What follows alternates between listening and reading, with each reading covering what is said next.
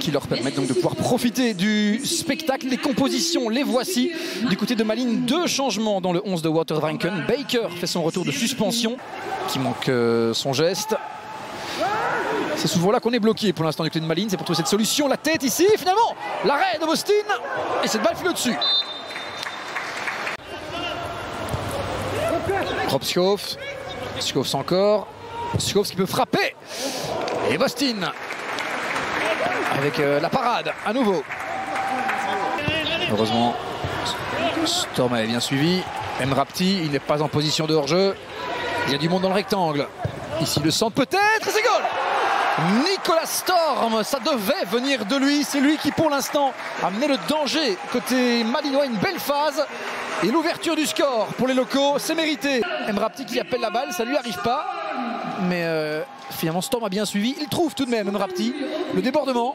Et puis ce centre en retrait.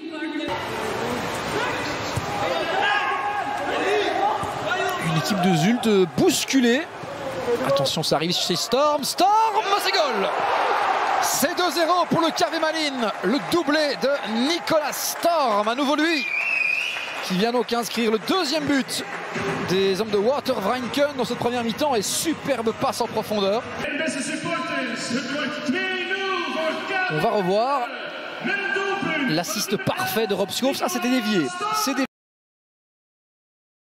Effectivement, on revient en sprintant, mais à l'exception de cette remise en touche qui est arrivée un petit peu chanceusement dans l'axe, on n'a pas senti vraiment en panique pour l'instant. Le centre ici, peut-être. La tête, c'est goal. C'est 2-1. Eh bien, il suffisait de le dire pour que Zulte Waregem. Ce corner joué en retrait. C'est Lorenz de Bock qui trouve ici Ibrahim Assek qui va trouver. Cette fois, c'est un score de parité avec un but en plus. La logique voudrait, même s'il n'y a pas vraiment de logique là-dedans, que ça finisse en 3-3. Alors qu'ici peut-être Drive pour le 3e. Drive pour faire le break. Et c'est goal. C'est 1-3.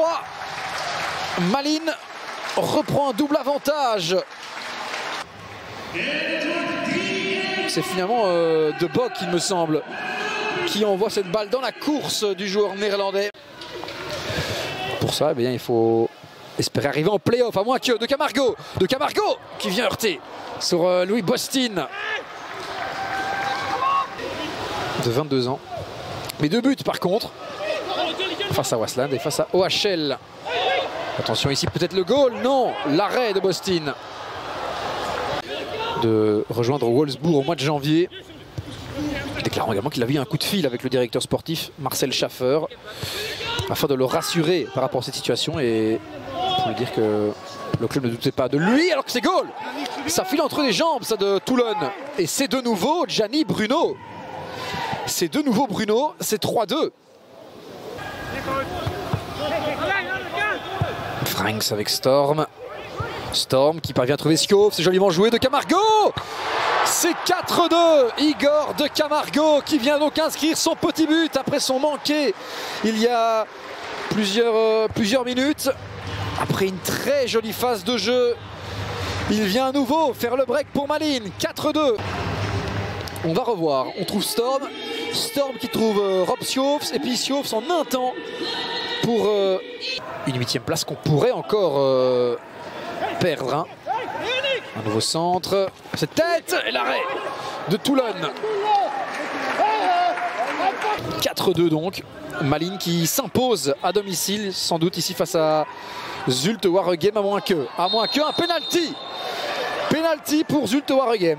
Il reste encore quelques secondes et on va peut-être avoir droit à un 7e but dans cette rencontre. Une poussée dans le dos et Issa Kabore qui vient de monter au jeu, qui est averti. Sur sa décision. J'ai quand même l'impression qu'il vient tout de même un petit peu déséquilibré, Yelevossen. On va me revoir ici. Je trouve tout de même qu'il y a peut-être l'occasion de faire 4-3. Bruno qui envoie ça au-dessus et qui manque donc son 2e penalty de la saison. Il en avait déjà raté un le 16 janvier face à Wasland Beveren. Voici son 2e penalty manqué de la saison. Pas de 3 à l'image de cette 2e mi-temps. Et une 2e mi-temps qui se termine ici 4-2 pour le KV Malines, qui a donc parfaitement réalisé cette première étape dans ce 6 sur 6 qui doit être réalisé pour aller chercher les playoffs.